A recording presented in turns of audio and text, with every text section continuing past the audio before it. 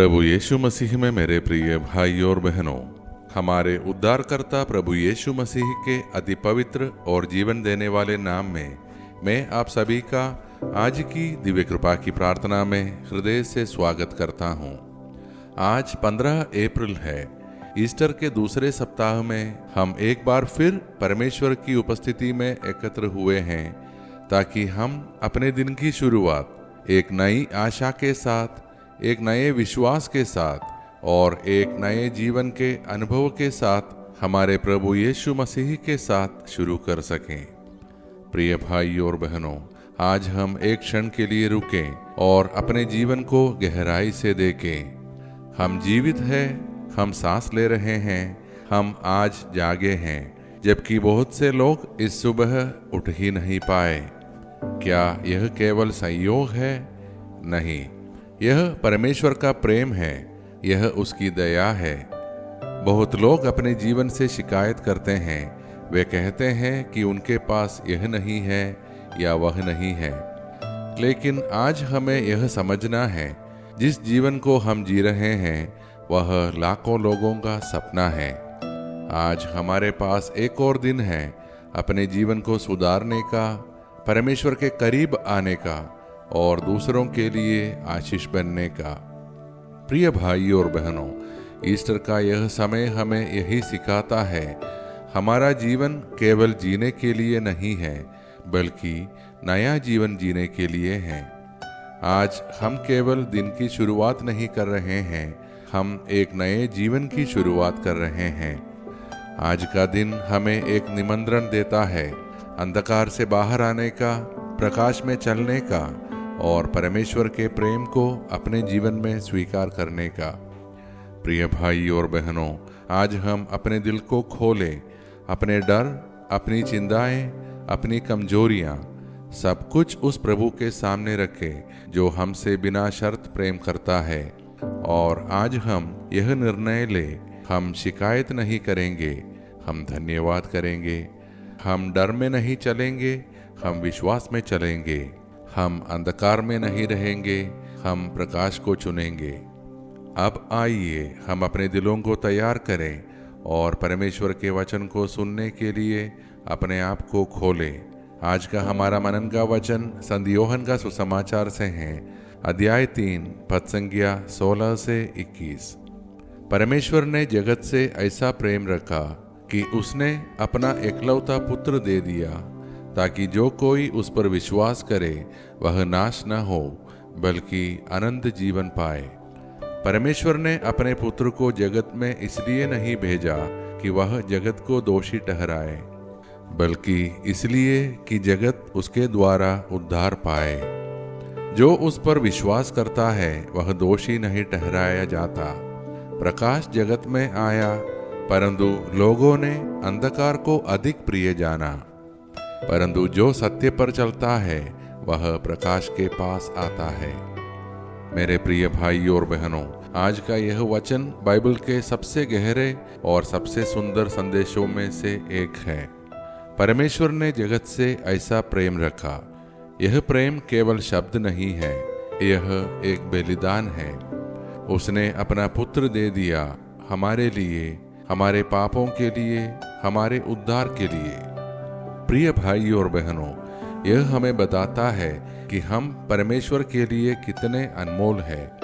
कई बार हम सोचते हैं, मैं योग्य नहीं हूँ, मैंने बहुत गलतियाँ की हैं, परमेश्वर मुझे कैसे प्रेम कर सकता है।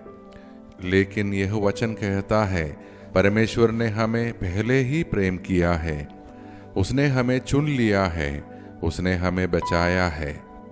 और सबसे सुंदर बात, वह हमें दोषी ठहराने नहीं आया, बल्कि हमें बचाने आया है। प्रकाश जगत में आया, यीशु वह प्रकाश है, लेकिन लोग अंधकार को अधिक पसंद करते हैं। आज भी जब हम गलत रास्ता चुनते हैं, जब हम पाप में चलते हैं, जब हम सत्य से दूर जाते हैं, हम अंधकार को चुनते हैं। लेकिन प्रभु हमें बुलाता है प्रकाश में आने के लिए, सत्य में चलने के लिए, एक नए जीवन में जीने के लिए। ईस्टर का संदेश यही है, अंधकार से प्रकाश की ओर आओ, मृत्यु से जीवन की ओर आओ, पाप से उद्धार की ओर आओ। प्रिय भाई और बहनों, आज आइए हम अपने जीवन को प्रभु के सामने रखें। जहाँ अंधकार है, जहाँ पाप है, जहाँ कमजोरी है, आइए हम प्रकाश को चुनें और मिलकर प्रभु से प्रार्थना करें। हे सर्वशक्तिमान परमेश्वर, जैसे ही हम इस नए दिन की शुरुआत करते हैं, हम तेरा धन्यवाद करते हैं जीवन के इस अनमोल उपहार के लिए। तेरे उस महान प्रेम के लिए धन्यवाद जिससे तूने हमें प्रेम किया। हे प्रभु, आज हम तेरे सामने आते हैं एक विनम्र और टूटे हुए दिल के साथ। हम अपने पापों को तेरे सामने स्वीकार करते हैं। हमें क्षमा कर, हमें शुद्ध कर, हमें नया बना। हे प्रभु, हमें अंधकार से निकालकर प्रकाश में ले आ। जहाँ हम भटक रहे हैं, हमें सही मार्ग दिखा। जहाँ हम गिर गए हैं, हमें उठा। हे प्रभु, हमें यह अनुग्रह दे कि हम तेरे प्रेम को स्वीकार करें और तेरे उद्धार में जिए। हे प्रभु, हम अपने परिवारों को तेरे हाथों में सौंपते हैं। हर घर को अपने प्रेम और शांति से भर दे। हमें एक दूसरे के साथ प्रेम और समझ से रहने की कृपा दे। हे प्रभु, हम अपने बच्चों के लिए प्रार्थना करते हैं। जहाँ भी वे हैं, तेरे स्वर्गदूत उनकी रक्षा करें। उन्हें सत्य के मार्ग पर चला, उन्हें अंधकार से बचा। हे प्रभु, हम उन माता पिताओं के लिए प्रार्थना करते हैं जो अपने बच्चों के भविष्य को लेकर चिंतित हैं। उनके दिल को शांति दे। हे प्रभु, हम उन सभी के लिए प्रार्थना करते हैं जो आज जन्मदिन या विवाह वर्षगांठ मना रहे हैं। उनके जीवन को अपनी आशीष से भर दे। हे प्रभु, हम उन लोगों के लिए प्रार्थना करते हैं जो दुख, पीड़ा और संघर्ष में हैं। उन्हें अपनी सांत्वना दे। हे प्रभु, हम बीमारों के लिए प्रार्थना करते हैं। जो शरीर से बीमार है, उन्हें चंगा कर। जो मन से परेशान है, उन्हें शांति दे। जो आत्मा से थके हुए हैं, उन्हें नई शक्ति दे। हे प्रभु, अपने पवित्र नाम में उन्हें पूर्ण चंगाई प्रदान कर। हे प्रभु, हमें हर दुर्घटना, हर बीमारी और हर बुराई से बचा और हमें अचानक और असामयी मृत्यु से सुरक्षित रख। हे प्रभु, हम अपने देश और पूरे विश्व के शासकों, अधिकारियों और नेताओं को तेरे हाथों में सौंपते हैं।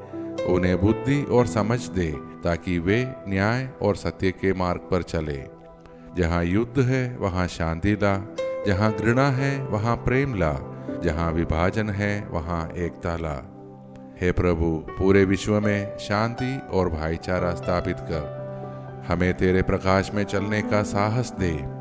हमें तेरे प्रेम में जीने की कृपा दे ताकि हमारा जीवन तेरे उद्धार का गवाह बन सके। ये सारे प्रार्थनाएं और हमारे मन के अन्य प्रार्थनाएं हम समर्पित करते हैं हमारे प्रभु यीशु मसीह के नाम पर। आमीन।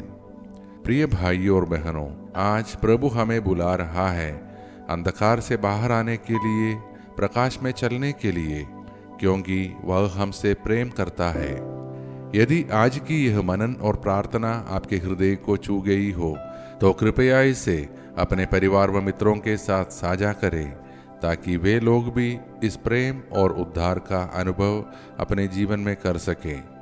हम सब कल की दिव्य कृपा की प्रार्थना में फिर एक साथ मिलेंगे। तब तक हमारा प्रभु परमेश्वर हमारी रक्षा करे और हमें सुरक्षित रखे। धन्यवाद के साथ स्तुति का